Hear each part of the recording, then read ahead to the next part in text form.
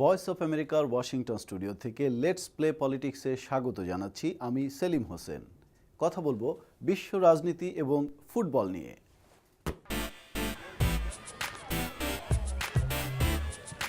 From the Voice of America studios in Washington.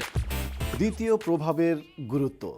গত বছর June মাসে ব্রাজিলে প্রতিবাদ আর সহিংসতায় শেষ হয়েছে কনফেডারেশন কাপ। অনেককে তখন ভাবিয়ে তোলে পরের বার ব্রাজিল যখন বিশ্বকাপ ফুটবল আয়োজন করবে তখন এই প্রতিবাদের পুনরাবৃত্তি ঘটে কিনা তাই নিয়ে। বিশ্বকাপ ফুটবল অনুষ্ঠানের আর মাত্র কমাস বাকি। সরকারি কর্মকর্তারা নিরলস কাজ করে চলছেন ব্রাজিলে সফল বিশ্বকাপ ফুটবল আয়োজনের লক্ষ্যে। এই যুক্তরাষ্ট্রে শুরুর সঙ্গে সঙ্গেই সমস্যা ধরা পড়ায় সমস্যা সংকুল সরকারি স্বাস্থ্যসেবা ওয়েবসাইট পুনর্গঠনের কাজ চলে।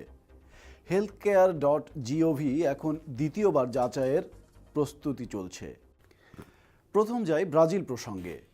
গত জুনে 10 লক্ষেরও বেশি ব্রাজিলিয়ান গণপরিবহনের ভাড়া বাড়ানোর বিরুদ্ধে প্রতিবাদ করতে রাজপথে নামেন।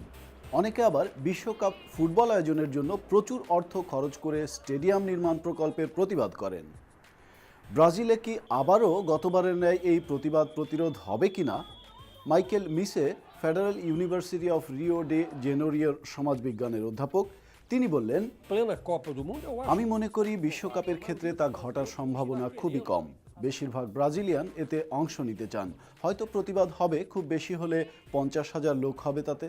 দক্ষিণ আফ্রিকায়ও প্রতিবাদ হয়েছিল, কিন্তু তা বিশ্বকাপ সফল হওয়া থামাতে পারেনি।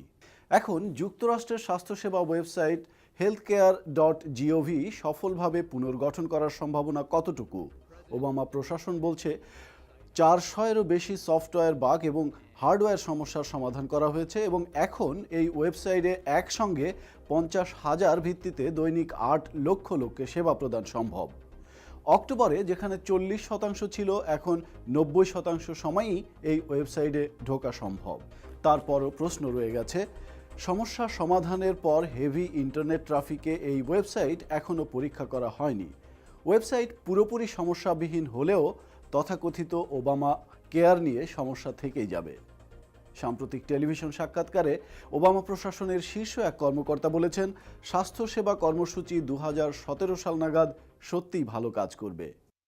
তবে ব্রাজিল এবং বিশ্বকাপের বেলায় হাতে তেমন সময় নেই। মাত্র 6 মাসেই আমরা জানতে পারব ব্রাজিল দ্বিতীয়বার কী প্রভাব ফেলবে বিশ্বকাপ সফল করার ব্যাপারে। আজ এ পর্যন্তই, আবার দেখা হবে।